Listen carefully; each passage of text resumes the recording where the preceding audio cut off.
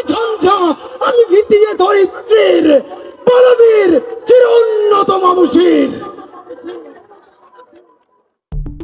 আসসালামু আলাইকুম, আশা করি সকলে ভালো আছেন।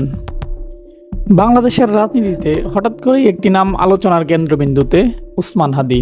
একজন ছাত্রনেতা, একজন আন্দোলনকারী, ইনকিলাব মঞ্চের মুখপাত্র, কিন্তু আজ তিনি নেই। প্রশ্ন একটাই, তিনি কে ছিলেন আর কেন তার মৃত্যু দেশকে অগ্নিগর্ভে করে তুলল? আমাদেরকে গুলি করার আগ পর্যন্ত কোনো কিছুটা আমাদের গায়ে লাগে না। যতক্ষণ না পর্যন্ত বুকে বা মাথায় গুলি চলবে ততক্ষণ পর্যন্ত আমরা কোনো স্ট্রাগল মনে করি না, এবং এক্সট্রা কোনো সিকিউরিটি লাগবে না। শুধু আমাদেরকে যদি কেউ গুলি করে মেরে ফেলে তাকে যেন ধরে বিচার করা হয়। আপনি যদি আজকে আমাকে, জাবেরকে, আমাদের টিমকে মেরে ফেলেন এবং তার যদি বিচার করতে না পারেন, তাহলে নতুন কেউ জন্মাবে না। উসমান হাদি ছিলেন বাংলাদেশের উদীয়মান যুব ও ছাত্র রাজনীতির একটি শক্তিশালী কণ্ঠ। 2024 সালের জুলাই আন্দোলনের সময় তিনি সাধারণ শিক্ষার্থী ও তরুণদের মুখপাত্র হিসাবে সামনে আসেন। সেখান থেকে জন্ম নেয় একটি নতুন রাজনৈতিক প্ল্যাটফর্ম, ইনকিলাব মঞ্চ। ইনকিলাব মঞ্চ কোনো প্রচলিত রাজনৈতিক দল নয়, এটি একটি প্রতিবাদী ও বিপ্লবী প্ল্যাটফর্ম যার মূল দাবি ছিল ক্ষমতার জবাবদিহি, রাষ্ট্রীয় দমন পীড়নের অবসান, জাতীয় সার্বভৌমত্ব রক্ষা।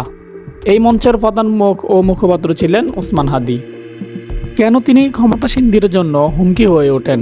কারণ উসমান হাদি ছিলেন স্পষ্টভাষী, আপোষহীন, ক্যামেরার সামনে ভয়হীন।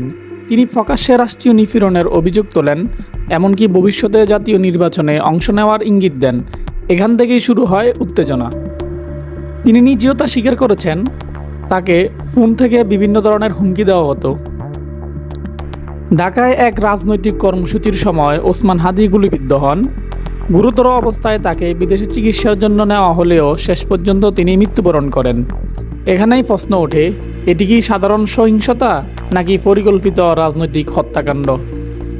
ওসমান হাদির মৃত্যুর পর ঢাকা ও বিভিন্ন শহরে বিক্ষোভ, শিক্ষার্থী ও যুবকদের ক্ষোভ, সামাজিক মাধ্যমে আমরা সবাই ওসমান হাদি স্লোগান। অনেকে এটিকে নতুন রাজনৈতিক বিস্ফোরণের সূচনা হিসেবে দেখছেন। উসমান হাদির মৃত্যু বাংলাদেশের রাজনীতিতে তিনটি বিষয় স্পষ্ট করেছে।